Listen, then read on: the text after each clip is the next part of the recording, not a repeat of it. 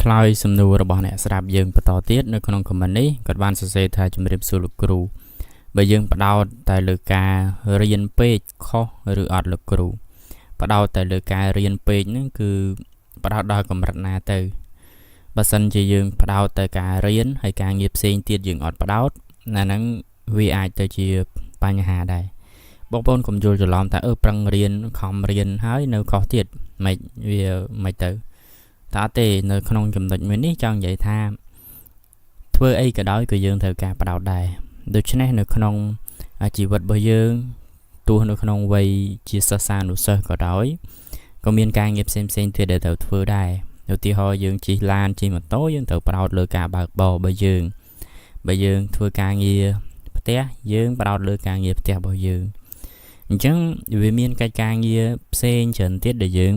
អាចធ្វើបានជាការជួយសម្រាលឪពុកម្ដាយជាដើមទៅកិច្ចការងារផ្ទះណាឬក៏ការងារផ្សេងទៀតជាដើមទៅអញ្ចឹងការងារណាក៏ត្រូវផ្ដោតដែរគ្រាន់តែថានៅក្នុងវ័យមួយវ័យសិស្សានុសិស្សគឺយើងឲ្យតម្លៃឬក៏យើងយកការសិក្សានឹងធ្វើជាអាទិភាពអាន័យថាចំណាយពេលវេលាមួយផ្នែកធំរបស់យើងនឹងទៅលើការសិក្សាទាំងនៅក្នុងថ្នាក់ក៏ដូចជាមកដល់ផ្ទះវិញជាពិសេសគឺ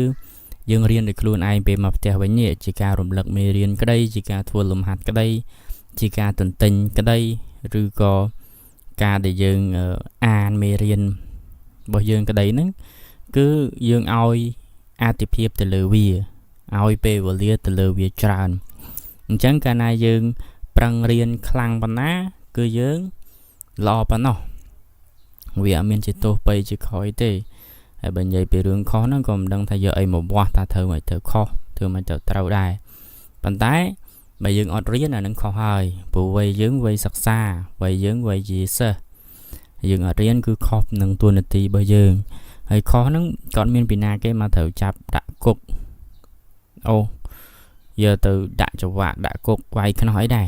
គ្រាន់តែថាជីវិតរបស់យើងខ្លួនឯងគឺយើងទទួលយកវិញទៅខ្លួនឯងឧទាហរណ៍ថាយើងអត់ខំរៀនយើងអត់ប្រឹងរៀនទេអាហ្នឹងគឺបញ្ហាខ្លួនយើងវិញហើយពេលដែលវ័យយើងកាន់យ៉ាងធំតិចទៅវាមានបញ្ហារឿងការងារហ្នឹងយើងរៀនបានខ្ពស់ក៏ពិបាកហើយដល់ពេលការងារនឹងពិបាកហើយប្រាក់ចំណូលក៏វាតិច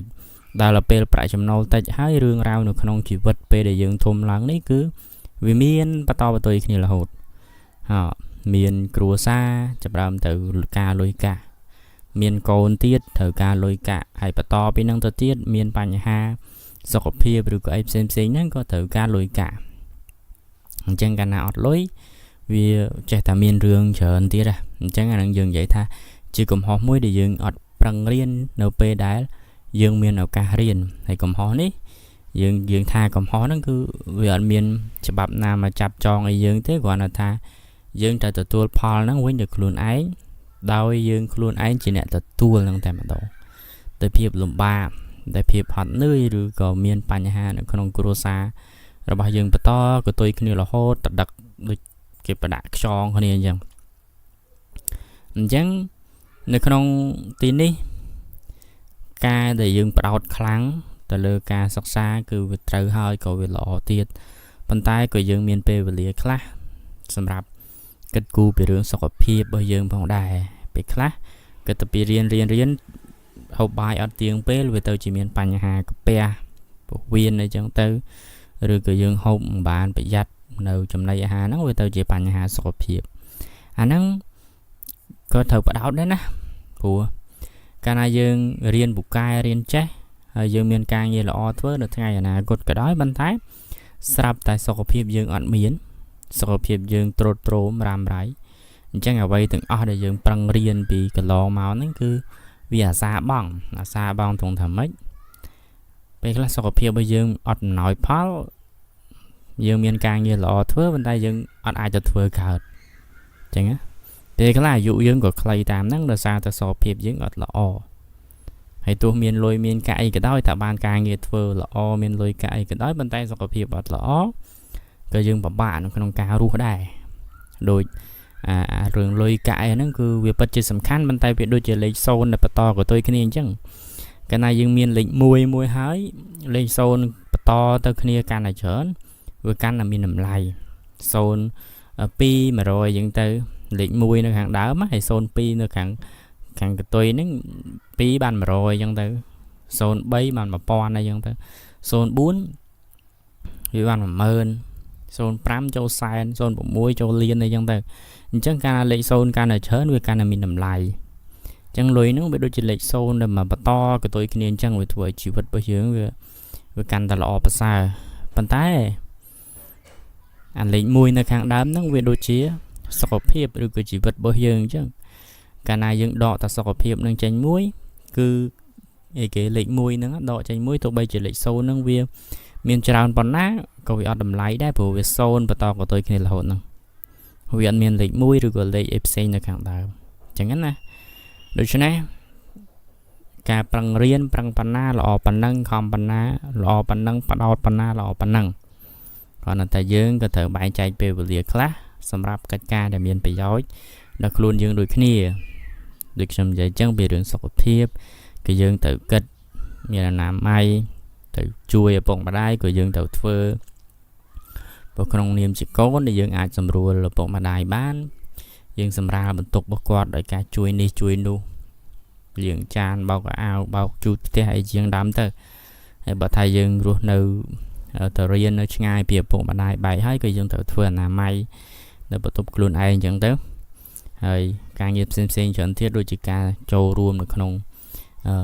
ទំនាក់ទំនងសង្គមអីក៏យើងមានខ្លះអញ្ចឹងទៅចាប់ផ្ដើមបន្តគ្នាព្រោះអត់បានទេរឿងទំនាក់ទំនងអីជាដើមនេះព្រោះវាជួយយើងដូចគេច្រើននិយាយថាមានខ្សែគឺមានបណ្ដាញមិត្តភ័ក្តិយើងហ្នឹងគឺសុទ្ធតែជាបណ្ដាញរបស់យើងហើយដែលថាអ្នកខ្លះគាត់ធ្វើខាងនេះអ្នកខ្លះគាត់ធ្វើខាងនោះអ្នកខ្លះគាត់ចេះនេះចេះនោះនៅពេលដែលយើងស្គាល់គេច្រើនមានតំណែងល្អច្រើនវាជួយយើងបានច្រើនរកការងារមិត្តភក្តិខ្លះគាត់ថានៅកន្លែងនោះគេរើសមួយយកទៅដាក់ទៅខ្ញុំដឹងមិនដឹងបានតែកន្លែងនោះគេរើសមួយឃើញវាប្រយោជន៍អញ្ចឹងអាហ្នឹងខ្សែបណ្ដាញឬក៏យើងត្រូវការរកស៊ីអីមិត្តភក្តិគាត់មាននេះមាននោះអាចចាប់ដៃគូសហការគ្នាមួយបានអញ្ចឹងវាសុទ្ធតែរឿងល្អហើយសរុបមកវិញថាបើពេកដែលថាគិតតែពីបដោតការរៀនសូត្រពេកហ្នឹងគឺមិនដឹងថាពេកហ្នឹងពេកកម្រិតណានោះទេប៉ុន្តែបដោតខ្លាំងវាល្អហើយតែបែងចែកពេលវេលារបស់យើងខ្លះសម្រាប់កិច្ចគូលើកិច្ចការងារផ្សេងដែលវាមានតម្លៃដូចគ្នាដូចជារឿងសុខភាពអីជាដើមតែបានរៀបរាប់ពីខាងដើមអរគុណសង្ឃឹមថាវីដេអូនេះនឹងក្លាយទៅជាប្រយោជន៍សម្រាប់បងប្អូនយើងអ្នកស្ដាប់ជាពិសេសគឺសិស្សានុសិស្សហើយក៏ជឿជាក់ថាបងប្អូននឹងចូលរួមចុច share បន្តទៀតដើម្បីឲ្យបងប្អូនផ្សេងទៀតគាត់បានឃើញនៅវីដេអូមួយនេះយើងជួបគ្នានៅក្នុងវីដេអូក្រោយឆ្លើយសំណួរបងប្អូនបន្តទៀតមានសំណួរ comment មកហើយស្ដាប់ដល់នេះក៏ជួយ comment ប្រាប់ថាស្ដាប់ចប់ផងអរគុណនិងជម្រាបលា